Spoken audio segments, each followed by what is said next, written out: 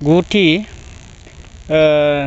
Talent search 2024 बेनि दिनै दुलाराय बर' फरायसा आफादजों खुंजानाय बे दिनैनि रोंग'सा सायख' आनजाद एबा talent search central talent search बेवहाय दिनै सिडली चिरां आनसलिक हिसाबै दिनै बेवहाय जोंनि फरायसाफ्रा गासै बाहागो लादों। क्लास 9 आवहाय 216 आरो क्लास 10 आवहाय 197 गासै 9 आरो 10 जयै जुदि नायोबा 413 जोंनि फरायसाफ्रा बेवहाय बाहागो लादों। बेवहाय बाहागो लानायनि गेजेराव गासै जोङो मोनब्रै सेन्टारजों गिदिंनानै जिखिनि नुबाय जोंनि बर' फरायसाफोरनि जेनाखि नाजानाय फरायनाय बियो मोजां मोनसे थासारियाव दङ। मोजां मोनसे जेनाखि फरायनायनि जेनाखि थासारि बियो मोजां होननानै जोङो बुंनो हायो। दिनै सानदेब्लाबो जोंनि फरायसाफ्रा जिखिनि रेजिस्ट्रेसन खालामदोंमोन दाखालि बे रेजिस्ट्रेसन खालामनाय लेखायैहाय जोंनि फरायसाफ्रा दिनैनि बे आनजादखौ जिरायनानै जोंखौ मोनसे गोसो थुलुंगानाय होदों। दिनै बर' बिजोंनि फारसे जोंनि बर' फरायसाफोरनि जेनाखि फरायनायनि थासारि बियो मोजां मोनसे अबस्थायाव दङ।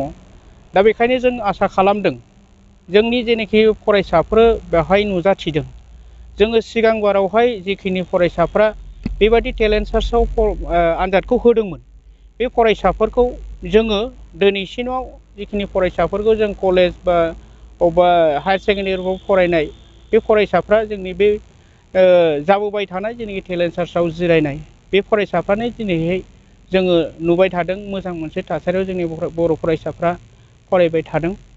जों दिनैबो आसा खालामदों जोंनि बे फरायसाफ्रा जिखिनिया आनजादखौ होदों बियो मोजां मोनसे सिन्न बियो मोनसे मोजांसिन बे फरायसाफ्रा मोजां गोसो होनानै दिनै फरायनायखौ नाजालांबाय थादों। गावनि आथिङाव गसंथानायनि गुबै माने माबायावहाय जोंनि बे सोलोंथाइयानो बेखौ जोंनि बर' फरायसाफ्रा दिनै नाजादों।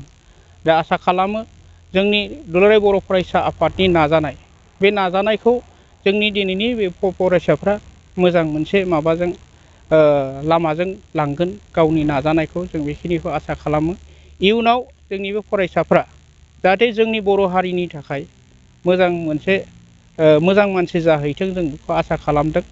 फैगौ जेनाखि आनजादफोर फैगासिनो दङ जेनाखि मेट्रिक आनजाद 2025 बेयावबो जोंनि बर' फरायसाफ्रा जाहाथे मोजाङै आनजादखौ उथ्रिसारनो हागोन।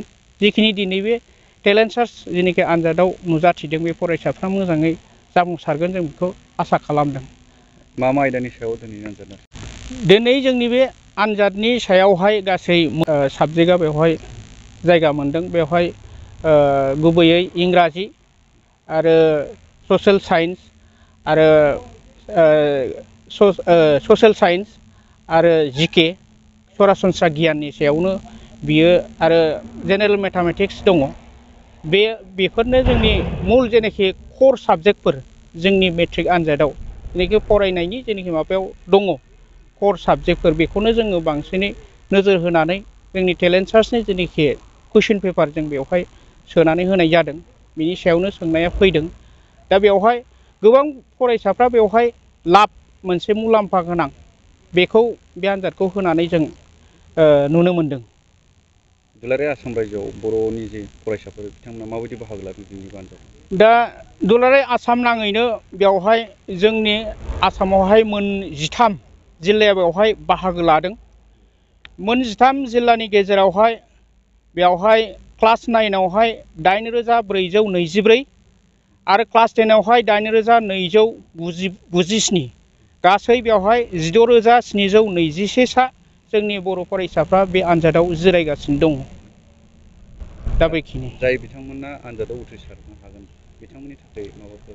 दा जोंनि दुलाराय बर' फरायसा आफादनि जेनाखि टेलेन्ट सार्चनि जेनाखि आनजादाव जिरायनाय फरायसाफोरनि बिथांमोना जायफोरा माने बांसिनै नम्बर मोनगोन साबसिनै जायगा आवग्रिनो हागोन बेवहाय दुलाराय बर' फरायसा आफादनि फोसावनाय बायदियै बेवहाय फार्स्ट पजिशन जायनाखि फार्स्ट प्राइज मोनगोन बेनो 20,000 बान्था फोसावनाय दङ आरो सेकेन्डनो 15,000 आरो थार्डनो 10,000 बेबायदि फोसावनाय दङ।